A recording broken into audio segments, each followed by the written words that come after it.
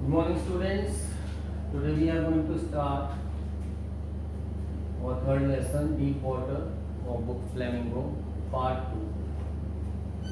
Up till now, I have told you that how the fear arose in the mind of William C. Douglas. कि किस तरह से William C Douglas के अंदर पानी से डर बन गया, और जो पानी का डर था वो इतना ज़्यादा गहरा हो गया कि वो पानी में स्विमिंग करना या कोई भी एक्टिविटी करना वो नहीं चाहता था।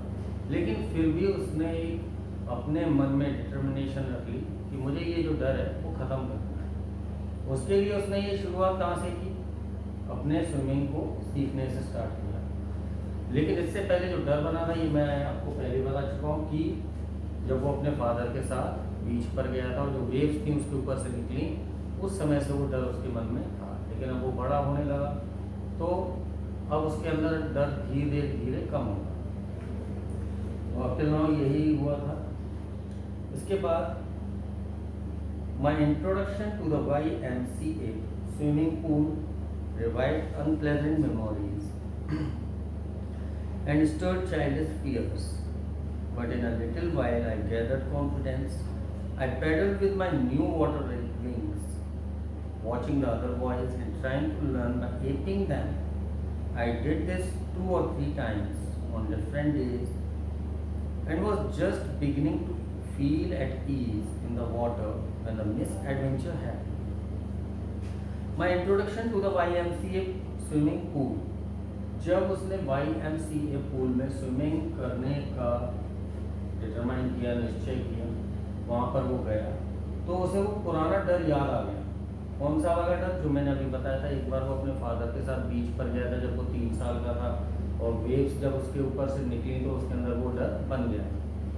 तो वही डर आज वो उसके लिए अनप्लेजेंट मेमोरीज, बैड मेमोरीज, पुरानी बुरी यादें वो फिर से उसके मन में आ गई। क्यों? क्योंकि पूल में पानी है और पानी का ही डर पहले था, लेकिन फिर भी एंड स्टर्ड चाइल्डिश फियर्स, और जो बचपन का डर था वो फिर से उसके दिमाग में आ गया। But in a little while I gathered confidence, लेकिन कुछ ही समय में मेरे अंदर एक कॉन्फिडेंस जागा। मैंने इकट्ठा किया कॉन्फिडेंस कि नहीं, मुझे इस डर को तो बिल्कुल दूर करना है, ख़त्म करना है, और कैसे भी कुछ भी हो मैं इस डर को अपने अंदर से ख़त्म कर लूँगा। I paddled with my new water wings, watching the other boys and trying to learn by aping them. उसने क्या स्टार्ट कर दिया? दूसरे बच्चे जो स्विमिंग कर रहे थे उनको एपिंग करना स्टार्ट कर दिया। Aping means looking, or we can say to do any work after looking some other people or boys. I paddled with my new water wings. फिर उसने वाटर में जाना शुरू किया और नए वाटर विंग्स लेकर आया था, उनको पहना। स्विमिंग के लिए विंग्स की ज़रूरत होती है। विंग्स को अपनी बॉडी से लगाया, लगाने के बाद उसने पैडलिंग, जो दूसरे बच्चे स्विमिंग कर रहे थे उनको देख देख कर जैसे वो स्विमिंग कर रहे थे वैसे ही पैडलिंग करना शुरू कर दिया। कहने का मतलब है that he was exercising after looking other boys. What kind of exercising? He was exercising swimming, watching the other boys and trying to learn by aping them, और स्विमिंग को सीखने के लिए उनको देखकर, एक तरह से कह सकते हैं that after cheating the other, तो उनको देखकर वो स्विमिंग सीखने लगा। I did this 2 or 3 times on different days, और ये काम उसने अलग अलग दिनों में 2-3 बार एक्सरसाइज किया, स्विमिंग को सीखने के लिए कोशिश की। And was just beginning to feel at ease in the water when the misadventure happened. अब क्या हुआ कि उसके अंदर जो पानी का डर बचपन से बना हुआ था वो धीरे धीरे उसको वो जो डर था वो कम होने लगा। लेकिन तभी उसके साथ फिर से एक ऐसा मिस एडवेंचर हुआ जिसकी वजह से वो डर जो था और भी ज़्यादा खतरनाक हो गया। अब वो क्या मिस एडवेंचर था? जबकि यहाँ पर क्या हुआ कि वो स्विमिंग को अच्छे से सीखने लगा, वाटर से उसको जो डर लगता था वो कम हो गया, लेकिन फिर से उसके लाइफ में कोई ऐसा इवेंट घटित हुआ, कोई इवेंट हुआ जिसकी वजह से फिर से वो डर वापस आ गया। I went to the pool when no one else was there. William C Douglas pool पर गए एक बार और जिस समय वो गए तो उस समय पूल पर कोई भी नहीं था। The place was quiet, the water was still. जो जगह थी वो बिल्कुल शांत थी। क्यों? Because there was no one, वहाँ पर कोई था ही नहीं, इसलिए the place was quiet. Water was still, पानी बिल्कुल स्टिल था, कोई स्विमिंग नहीं कर रहा था, कोई हलचल नहीं हो रही थी। एंड द टाइड bottom walls as white and clean as a bath tub. आपने देखा होगा कि फ्रेश वाटर जब हम बाथ टब में भरते हैं तो नीचे का जो बॉटम है वो बिल्कुल क्लियर नज़र आता है, ऐसा लगता है बिल्कुल इसमें कुछ नहीं है, ट्रांसपेरेंसी, बिकॉज ऑफ ट्रांसपेरेंसी। और ऐसे ही उस YMCA पूल का भी जो बॉटम था बिल्कुल उसकी टाइल्स साफ नज़र आ रही। क्यों साफ नज़र आ रही थी? क्योंकि वहाँ पर कोई स्विमिंग नहीं कर रहा था, वाटर में कोई हलचल नहीं हो रही थी। हलचल नहीं हो रही थी, वाटर स्टिल था। स्टिल होने के अलावा कोई था नहीं स्विमिंग करने का, तो पानी भी गंदा नहीं था, बिल्कुल साफ पानी था। इसीलिए विलियम सी डगलस को बिल्कुल नीचे तक का बॉटम बिल्कुल क्लियर नजर आ। I was timid about going in alone, so I sat on the side of the pool to wait for others. इसलिए मैंने क्या किया, पूल के मैं साइड में बैठ गया और दूसरों के लिए मैं वेट कर रहा।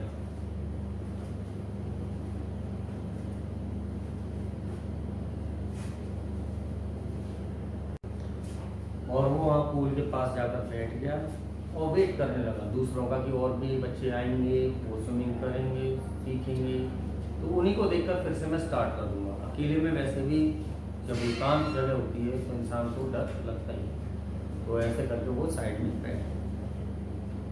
I had not been there long when in came a big bruiser of a boy. Bruiser.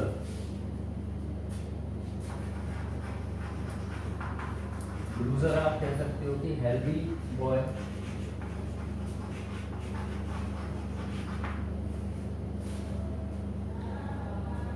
मुझे वहाँ पर जाए हुए ज़्यादा समय नहीं हुआ था, वो अभी पहुँचा ही था, बैठा था, वेट करने लगा कि और भी बच्चे आएंगे, स्विमिंग करूँगा। तभी एक बहुत कह सकते हैं कि बहुत हेल्दी एक बच्चा आया प्रोबेबली, और बच्चा जो यंग मैन था, प्रोबेबली 18 ईयर्स ओल्ड, लगभग 18 ईयर्स का था। He had thick hair on his chest. उसके चेस्ट पर बाल भी थे, तो कह सकते हैं कि काफ़ी हेल्दी है। उसके सामने तो बहुत बड़ा था, विलियम सी डगलस के सामने वो बहुत हेल्दी और बड़ा था। He was beautiful physical specimen. Physically वो फिट था, फिजिकली हेल्दी था, फिजिकली बहुत अच्छी हेल्थ थी। With legs and arms that showed wrestling muscles. क्यों फिजिकली हेल्दी था? क्यों यहाँ पर विलियम सी डगलस ने उसको फिजिकली है? क्योंकि उसके मसल्स भी अच्छे थे, लेग्स भी काफ़ी अच्छे थे, जिस तरीके से एक हेल्दी पर्सन के होते हैं। He yelled, "Hi skinny, how would you like to be ducked?" वो एकदम से जोर से वो जो मोटा हेल्दी लड़का आया था वो चिल्ला के बोलता है, "हाय स्किनी, स्किनी।"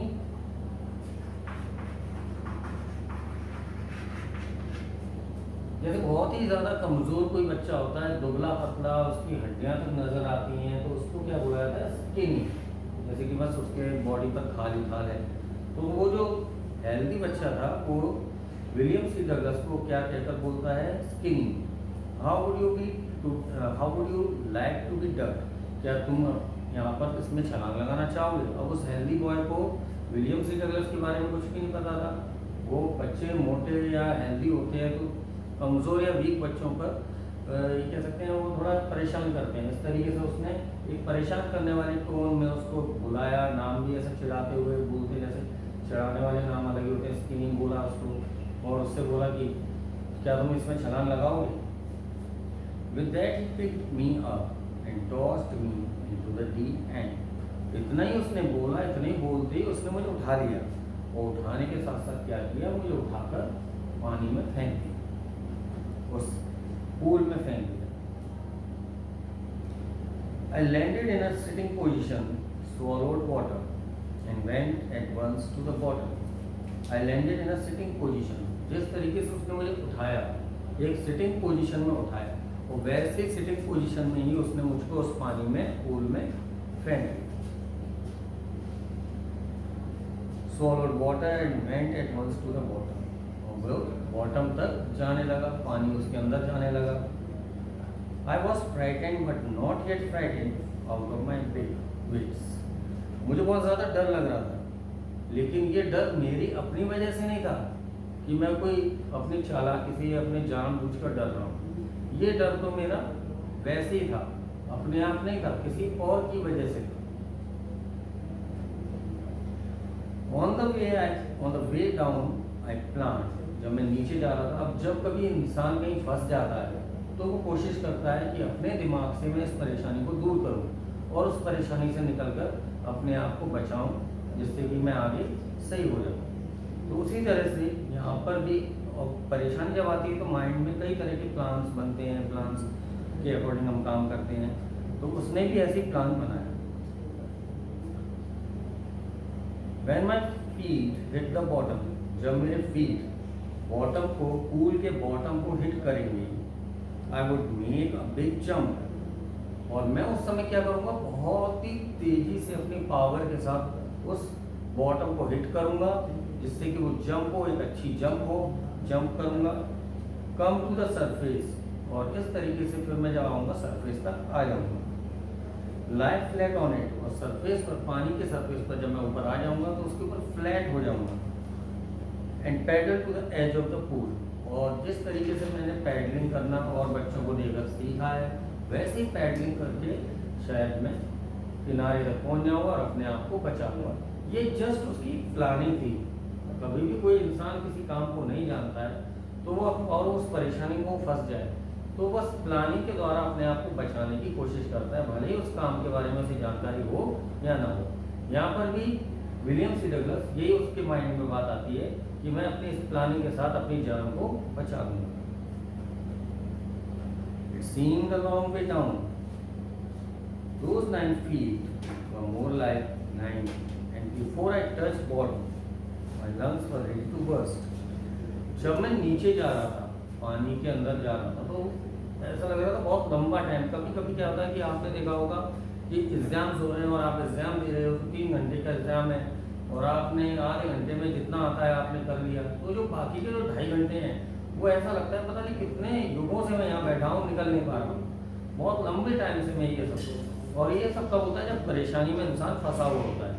ठीक उसी तरीके से राइटर को वो टाइम जो था, ऊपर से फेंका गया था, उसको नीचे जाने का जो टाइम लग रहा था, उसको बहुत ज़्यादा लंबा टाइम लग रहा था। उसे ऐसा लग रहा था कि जो 9 फीट हैं वो 9 फीट नहीं है, 9 फीट नहीं है, वो 90 फीट तक वो नीचे जा रहा है। And before I touch bottom my lungs were ready to burst, और जैसे ही मैं इसको टच करूँगा बॉटम को, तो मेरे लंग से बस्ट करने को तैयार है, यानी मैं पूरी पावर के साथ उस बॉटम को हिट कर दूंगा। But when my feet hit bottom, I summoned all my strength and made what I thought was a great spring upwards. और जब मैंने हिट किया, बॉटम को हिट किया, तो मैंने अपनी पूरी स्ट्रेंथ को सम्मन किया, इकट्ठा किया। सम्मन मीन्स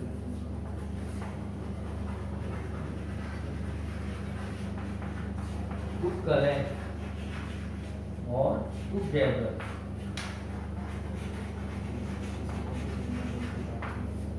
मैंने अपनी पूरी पावर को इकट्ठा किया and made what I thought was a great spring of words, और जो मैंने सोचा था वही मैंने किया। मैंने बड़ी जोर से स्प्रिंग अप किया, छलांग मारी।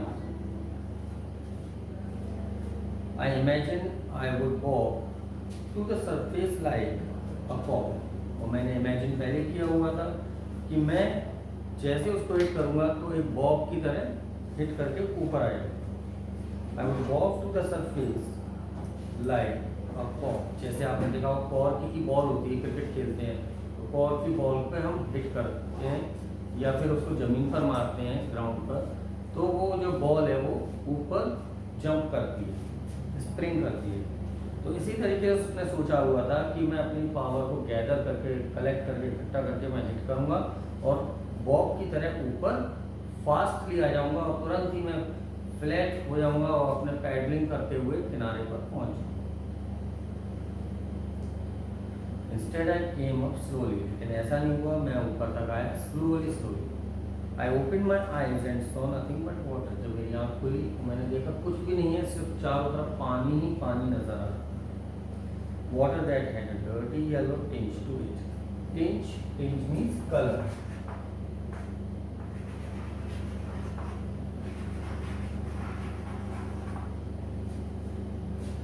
और जब मैं ऊपर आया तो देखा कि येलो कलर का डर्टी वाटर दिख रहा था।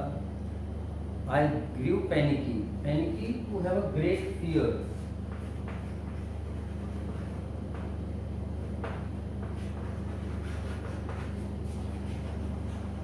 फियर और फियर। आई ग्रीव पैनिकी, मेरे अंदर और ज्यादा डर भरने लगा, और भी डर बढ़ने लगा। I reach up as if to grab a rope, grab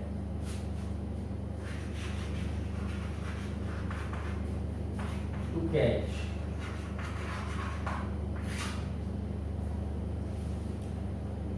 I reached up as if to grab a rope and my hands clutched only at water.